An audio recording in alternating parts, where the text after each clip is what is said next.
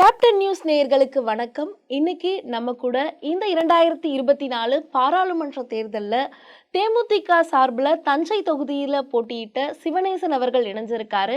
இந்த தேர்தல் களம் குறித்தும் அவர் பார்த்த பிரச்சாரம் குறித்தும் தான் இன்னைக்கு பேச போறோம். வாங்க பேசலாம். வணக்கம் சார். ஸோ இந்த 2024 பாராளுமன்ற தேர்தலில் போட்டியிட்டு இருக்கீங்க. ஸோ எப்படி இருந்தது மக்களுடைய வரவேற்பு? மக்களுடைய வரவேற்பு எதிர்பார்த்ததுக்கு மேல் நல்லா இருந்துச்சு மேடம். நல்லபடியாக இருந்துச்சு.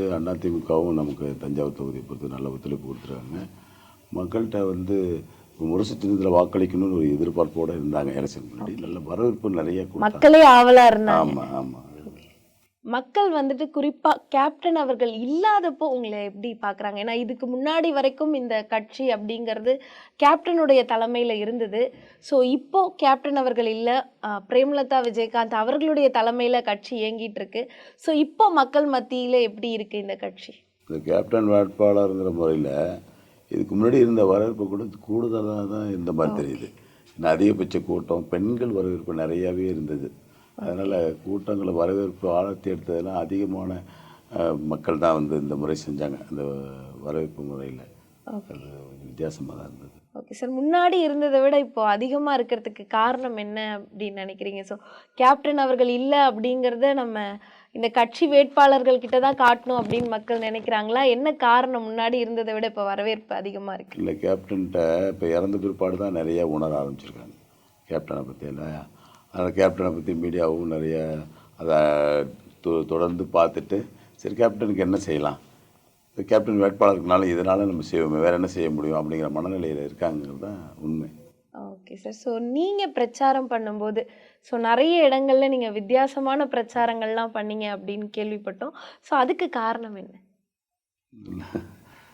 இயல்பாக நான் விவசாயிங்கிற முறையில் அந்த விவசாயம் எல்லாம் எனக்கு தெரிஞ்சது. அந்தந்த இப்போ நடவு நட போகிறோம், அது ஏற்கனவே நடவு நமக்கு தெரியும், அதை செய்யுங்க அப்படின்னா ஈஸியாகி போயிடுச்சு.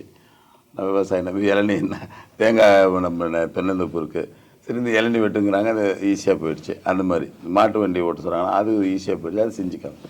நம்மள்ட்ட அந்த தொகுதியில் கொஞ்சம் பரிச்சயமாக இருந்ததுனால அதை செய்யுங்கிறாங்க. அந்த மக்களோட மக்களை போய் செய்கிறோம், அவ்வளோதான். எல்லாமே ஏற்கனவே செஞ்ச விஷயம் அதனால ஈஸியாக போயிடுச்சு. Okay sir. ஸோ இந்த ஸ்பெசிஃபிக்காக இந்த தேர்தலில் அதிமுக தேமுதிகவோட கூட்டணி எப்படி இருந்தது? குறிப்பாக உங்களுக்கு அதிமுக சார்பில் எந்த அளவுக்கு அவங்களுடைய ஆதரவு இருந்துச்சு? நீங்கள் அதிமுக சார்பில் பொதுவாகவே தஞ்சாவூரை பொறுத்த வரைக்கும் ரொம்பவுமே ஒரு கனெக்டிவாக இருந்தாங்க, ரொம்ப ஆர்வமாக இருந்தாங்க. கிட்டத்தட்ட அதிமுக வேட்பாளராகவே நம்மளை ஏற்றுக்கிட்டாங்க தஞ்சாவூரை பொறுத்த வரைக்கும். அதுக்கு இந்த காமராஜர், முன்னாள் அமைச்சர் காமராஜர் நிறைய ஒரு ஒத்துழைப்பு கொடுத்தாரு. மாவட்ட நிர்வாகமும் நல்ல ஒத்துழைப்பு கொடுத்தாங்க. அதே மாதிரி நம்ம தேசிய முற்போக்கு திராவிடத்தின் மாவட்ட செயலாளரும் நல்ல ஒரு இணைந்து ஒர்க் பண்ணாங்க. அதனால தான் கொஞ்சம். Okay okay sir. இந்த ஜூன் 4ஆம் தேதி 2024 இந்த தேர்தலுக்கான முடிவுகள் வரப்போகுது. முடிவுகளை எதிர்பார்த்து எந்த அளவு காத்திருக்கீங்க? முடிவுகள் நான் தஞ்சாவூர் பொறுத்தவரைக்கும் எங்களோட தொகுதியை பொறுத்தவரைக்கும் நல்லா தான் இருக்குன்னு சொல்கிறாங்க. அவங்க எடப்பாடி கூட அதிமுக நிர்வாகிகளுக்கு அடித்து நன்றி சொல்லியிருக்காங்க, அண்ணி கூட நன்றி சொல்லியிருக்காங்க. அது எதிர்பார்க்குறாங்க ரெண்டு பேருமே. அப்போ நாங்களே எதிர்பார்க்குறோம்.